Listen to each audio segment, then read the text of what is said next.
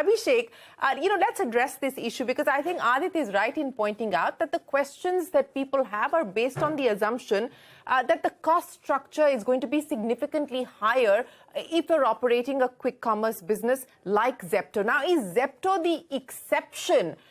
Is Adit the exception, or are we seeing legitimate business models where, there is viability and sustainability? You're working with just about everybody in the business at this point in time. What are the good habits? What are the bad habits? Let me throw some data points at you. The typical cost of last mile delivery in a quick commerce kind of an ecosystem is about 30 to 35% lower than delivering food. Okay. One of the major reasons for that happening is basically the last mile delivery distance in a dark store sort of a model is significantly lower. There is no first mile distance. So typically as a delivery partner, I just have to go somewhere. I know where I have to go. It's a regular place where I will go. I will pick up the order. I will deliver it to the end customers. What we have also seen, and this is quite surprising versus what we had also anticipated probably a year back, delivery partners actually love quick commerce. There is a reason for that. They don't have to travel huge distances. They typically don't have to cross highways, cross flyovers while delivering to the customers, because some of these dark stores are actually very closely located to the customer. Okay. They get delivery demand throughout the day. I think the kind of value unlock that is happening, especially on the delivery partner side, the kind of satisfaction that we are seeing is definitely higher than what we at least seen in food delivery, which is something which I would say at least 3 times as bigger as the entire quick commerce delivery market. And some of these things actually matter a lot in the long term. Okay, if your attrition rates are lower, if your partner satisfaction is higher, if your demand is spread across throughout the day, you can better manage your utilization. आप क्या समझते हैं कि long run में बेहतर model है ये? आप अगर थोड़ा बहुत अभी जो आपको वेरिएबल कॉस्ट भी दिया जा रहा है, डिस्टेंस ज्यादा होने पे और पैसे आपको दिए जाएंगे, तो आपको लग रहा है कि ये ट्रांजिशन हो पाएगा? आप कैसे देख रहे हैं इस मामले को? देखिए, मैं पूरी बात सुन रहा था दिनों से भी, तो देखिए जो 10 मिनट के डिलीवरी की बात भी है, इसके अंदर देखो 2 किलोमीटर या 1.5 किलोमीटर का रेडिएशन जो है, उसके अंदर कितने ऑर्डर कर सकता था डिलीवरी बॉय, बताइए? हर रोज 10 से 15 डिलीवरी होंगे, ठीक है? 10 मिनट के डिलीवरी अगर जब टाइम पे नहीं पहुंचाने पे उसको 300 रुपए की पेनाल्टी भी है। अगर जब वो पैकिंग के अंदर कुछ प्रोडक्ट का भी प्रॉब्लम आ गया तो वो भी डिलीवरी बॉय को उसके अंदर भुगतान करना पड़ेगा, नुकसान उठाना पड़ेगा। और 10 मिनट का जो डिलीवरी दिया जा रहा, वो डिलीवरी के टाइम में अगर जब नहीं दे सक रहे तो वो भी आईडी का ब्लॉक है, रेटिंग का प्रॉब्लम है, कस्टमर का प्रॉब्लम है। इतना ही नहीं, आप देखिए 10 मिनट के अंदर का भी प्रॉब्लम, एक्सीडेंट का प्रॉब्लम कितना हो रहा। इतना ही नहीं, मैं ये बताना चाह रहा हूँ, सिंपल पेमेंट, मेरे को एक मिनिमम वेज पे लेके आओ ना, एक बेस पे लेके आओ। अब जो है 12 से 15 रुपए के बीच में जो है 8 से 10 हजार रुपए कमा सकता डिलीवरी बॉय, उससे बढ़ के नहीं कमा सकता। आपने तो वादा क्या किया था स्टार्टिंग में? 30,000, 35,000, 40,000 तक आप कमा सकते यहाँ पे प्लेटफॉर्म पे बता के। बड़े बड़े होर्डिंग्स लगाए थे, आप एड्स दिए थे, मगर आज क्या हो रहा? जब एक्सीडेंट हो रहा, उसको इंश्योरेंस क्लेम नहीं मिल रहा, उसको थर्ड पार्टी इंश्योरेंस है, वो थर्ड पार्टी इंश्योरेंस रिस्पॉन्ड तक नहीं होती। मैडम, हर स्टोर में हर वीक में एक एक्सीडेंट दिखा जाता, ये ग्राउंड की रियलिटी है। और डिलीवरी बॉय क्या चाह रहा, वो मॉडल को आप अप्लाई करो ना।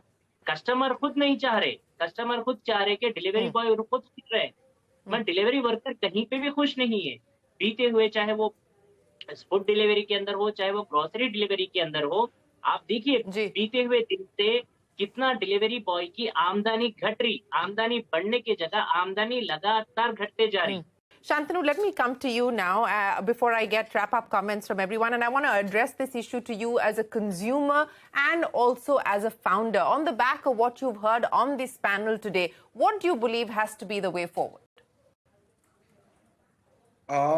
2, 3 things. I think one is a realistic understanding of how consumer growth is going to happen. We saw this play out in e-commerce in a different way.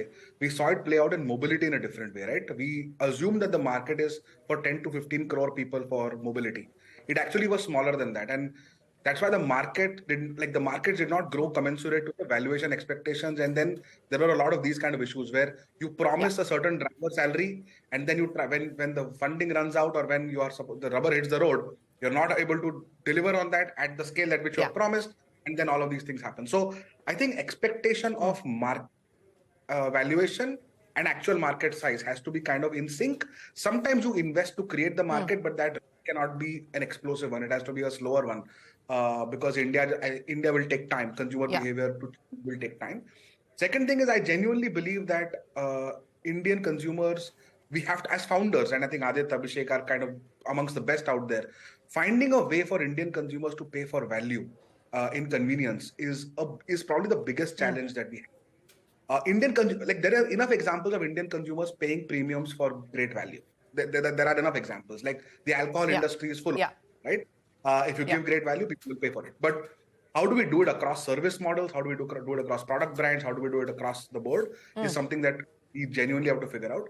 And I think as consumers, we have to start realizing we brought furniture companies to the knees, yeah. 3 month trials for sofas. Consumers would buy 89th day return, 89th day, and I've seen good people do that, right? So it really pains me to see when consumers really bring companies to their knees and mass, so that those kind of habits should be, I think, socially like looked down upon them. It just looks really, really bad. Myntra, great amount of returns. People are buying 10 shoes, returning 9. Next month again buying 10 shoes, returning 9. Good people, 5 lakh per month household income. It just does not make sense to do that. So I think everyone has to solve the problem. I don't think it's easy, but I think just kind of tying market expectations with valuation expectations is important. Yeah, I think that's really at the heart of this as well, is to get expectation management right. And Aditya, I'll give you the final say as far as this debate is concerned. What do you believe as a company that is in the quick commerce business that you believe needs to be done across the board for the industry to ensure that this remains viable and sustainable? You're saying that you are, but for this industry to be viable and to grow sustainably, what do you believe are the ingredients for success? Yeah, no, I appreciate the last word here. And I think, I'll start by saying, we have a deep amount of respect for the rest of this industry. I think we respect the competitors that we have. They're pushing us to be better operators, better, deliver better customer experience, grow faster. So we respect and we're thankful for the competition we have. And frankly speaking, even the situation we're discussing in right now of one of our competitors, I'm honestly very confident they'll be able to solve it soon. I think they've got a crack team, and I'm sure we're sort of in the fag end of that.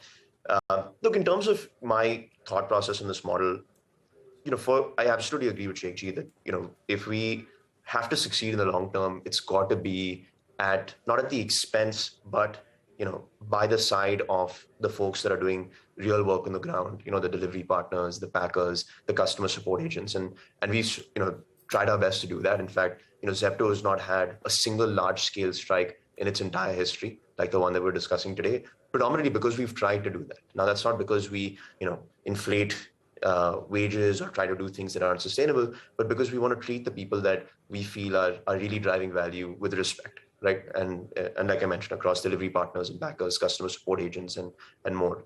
And so, yeah, that's our thought process. I think that, it gets missed sometimes in, the air conditioned offices of large companies with lots of capital. But the reality is, if you really build with, a best in class, with best in class operating discipline, with high integrity and probably most importantly, obsession with customers, I think we're building like a phenomenal business that can be, I believe, much larger than people think right now. I'll leave it with one last, sort of anecdote. I think if you look at Jeff Bezos building Amazon, right, one anecdote that he has is in 2001 when he lost 97% of his market value at Amazon. Most people wrote off e-commerce, but he knew, sort of looking at his data, his P&L, his customer experience metrics, that he was actually building something generational, and so the negativity around him didn't really affect where he was taking the business. And I think, our team and I'm sure other folks in this industry are feeling similarly. So yeah, we're excited, and hopefully we can do this with, delivery partners by our side. Thank you, Sheikh Ji. Thank you, Adit. Thank you, Abhishek, Sheikh Salahuddin, and Shantanu Deshpande for joining us here on this Young Turks conversation on the future of the quick commerce model. And as I said, the jury is out, and time will tell which way this is going to go. But we will continue to focus on this as a story, and we will continue to focus on this as a business model as well. But with that, it is time for us to wrap up this edition of Young Turks. Thanks very much for watching. Do stay tuned. The news continues on the other side.